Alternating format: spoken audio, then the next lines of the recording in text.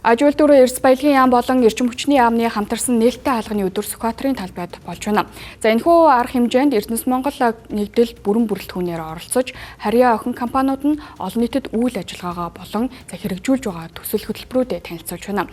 За мөн ажлын байр, сонгон шалгаруулалт, хүний нөөцийн бодлого, төлөвлөлтийн талаар мэргэжилтнүүд зөвлөгөө мэдээлэл өгч иргэдтэй шууд харилцан ажиллаж байна. Нээлттэй хаалганы өдөрт нь мөн ашигт малтмал газрын тосны газар, үндэсний геологийн алба, цөмийн энергийн комисс, Эрдэнэс Монгол түүний бүрэлдэхүүн компаниуд, эрчим хүч болон сэргээгдэх эрчим хүчний салбарын томоохон аж ахуй нэгжүүд оролцож иргэдэд хууль эрх зүйн зөвлөгөө өгч байна. Мөн гадна тусгай зөвшөөрөлтэй холбоотой үйлчилгээ үзүүлж, санал хүсэлтийг газар дээр нь хүлээн авч шийдвэрлэх боломжийг бүрдүүлж байгаа нь онцлог байсан юм а.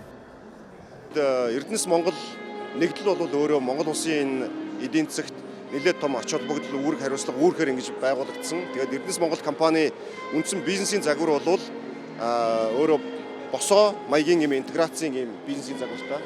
Энэ цаад утгаараа юу гэсэн үг гэхээр зэрэг Монгол улсын аж үйлдвэрийн салбарын өртгийн гинжин хэлхийг бол бий болгох ийм зорилго. Өнөөдөр бидний ашиглаж байгаа тэр уламжлалт буюу бодлох, дээрэмдэх гэдэг энэ арга байх юм уу? Эсвэл өнөөдөр цахилгааны үн ийм болж байгаа нөхцөл байдалд арай өөр боломжтой хөдөлмөрүүд байх юм уу? Дэлхийн нийтдээр бас энэ бидний ярьдаг энэ сульфидийн хөдөр, бага агуулгатай хөдрийг бол жишээ нь ашигладаг өөр шинэ технологиуд гарч ирж байна.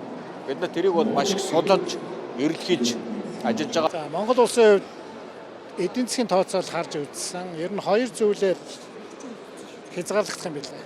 Нэг нь болохоор ус. Эдийн засаг хурцтай хөгжиж байна. Хүн ам өсч байна. Тэгэхээр ус бол их чухал юм байлаа. Дараагийнх нь хүний нөөцийн асуудал, хүн амын өсөлт, ийм хоёр зүйл юм байлаа. Тэрнээс Монгол улс их баялагтай улс шүү дээ, тийм ээ. За, Эрдэнэс оюутлогоо төслийн хувьд болохоор говийн бүс рүү ус татах энэ ажлын тэзүүг зохион байгуулж байгаа.